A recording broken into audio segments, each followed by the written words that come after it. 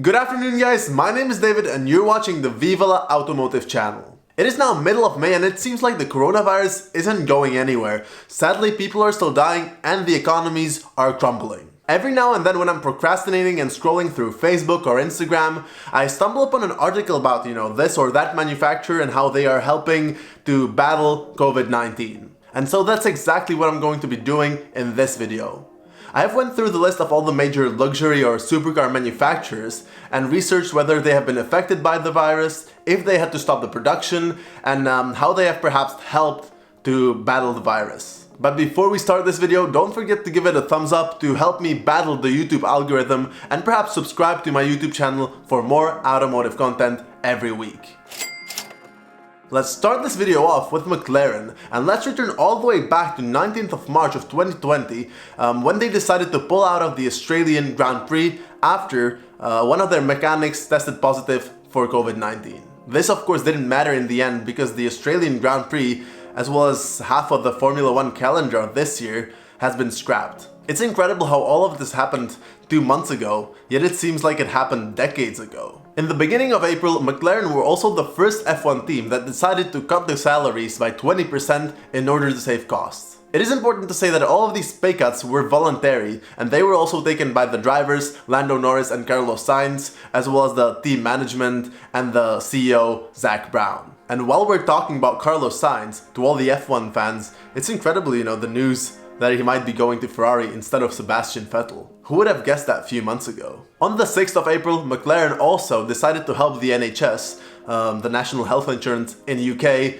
and produce some ventilators as well as medical supplies. In this video, you can see how empty the McLaren production center is, without any employees, with all the cars covered up, and just a few people helping with the production of the trolleys and medical supplies. And it is also interesting to see all the trucks which were supposed to deliver the F1 equipment to the European races just parked up next to each other. Did you know that every F1 team had to have around 14 trucks just for this purpose? Because I for sure didn't. That's a hell of a lot of trucks in my opinion. And of course, because of the current situation and the fact that the production line has stopped, the customers of McLaren will have to wait for their cars, such as the Speedtail or the 720Ss, just a bit longer.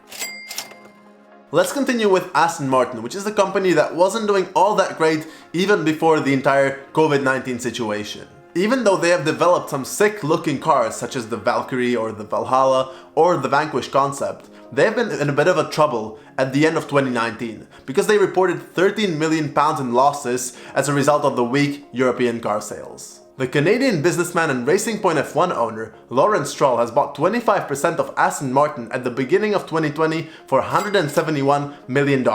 However, since then the market value of the company has dropped additional 60%. So let's say that the entire COVID-19 situation didn't help Aston Martin all that much. They stopped their production on 25th of March and they only started working again at the beginning of May with increased safety measures and temperature checks and stuff like that. Furthermore, and similarly to the rest of the automotive industry, Aston Martin has been hit pretty hard by the cancellation of the Geneva Motor Show, where it's planned to debut its new topless two-seater roadster, the V12 Speedster, as well as further additions of its new SUV, the DBX.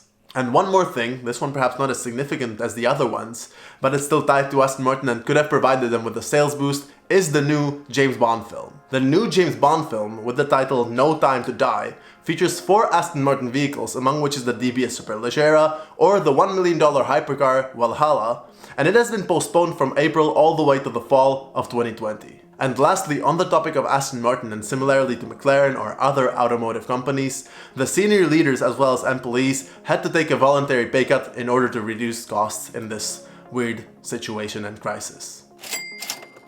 Next is Ferrari, which comes from one of the hardest hit countries in Europe, Italy. Ferrari had to stop their car production for quite a while, but instead they decided to help the cause and produced respirator valves as well as masks fittings in their Maranello factory. Who would have guessed a few months ago that we would see ventilators with a prancing horse logo printed on them? Furthermore, as a nice gesture, Ferrari provided their vehicles to the Italian Red Cross and donated 10 million euros to the local authorities to fight with the virus. According to Reuters, Ferrari still expects its core profit to be more than $1 billion in 2020, which is a sum of money that manufacturers like Aston Martin would absolutely dream of.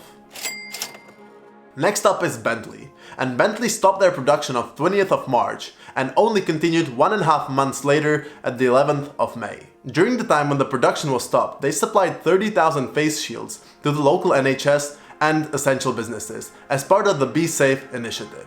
They also donated 20,000 pairs of disposable gloves, 10,000 face masks and 1,000 seat covers, as well as launched a program, Meals on 22-inch Wheels. Meals on 22-inch Wheels.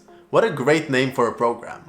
But anyhow, the program consisted of volunteers and Bentley employees who delivered food and other essentials to the vulnerable people in their communities. The German car manufacturer from Stuttgart, Porsche, had to stop their production for 1.5 months, and as a nice gesture to their customers, they extended their warranty for free by 3 months. Furthermore, they auctioned off the last of the 233,540 units of the 991 Porsche 911. The last car is a 911 Speedster, finished in GT Silver Metallic and equipped with the Heritage Pack.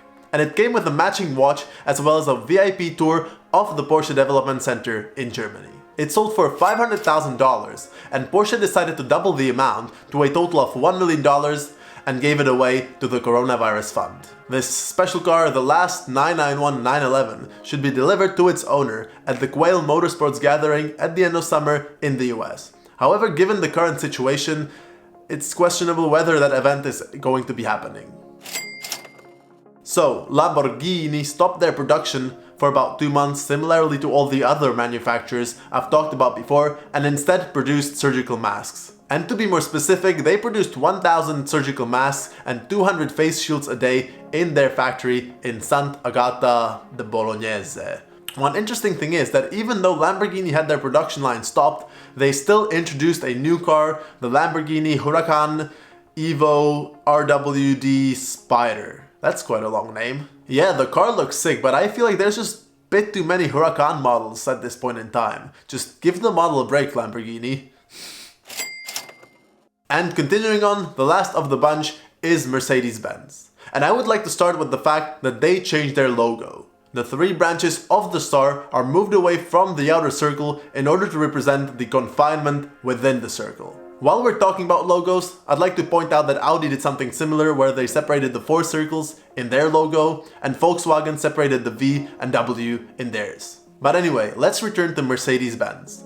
Similarly to all the other manufacturers I've talked about before, they had to stop their production line, and similarly to all the other F1 teams I've talked about before, they couldn't participate in F1 because there is no F1 right now. What they could do, and what they did do however, is team up with the researchers from the University College London and developed a new...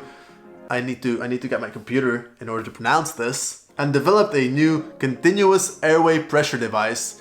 And yeah, I have absolutely no idea what that means, but hopefully that's helpful. So what it's supposed to do, apparently, is help patients with severe breathing problems in order to free up ventilators for critically ill coronavirus patients.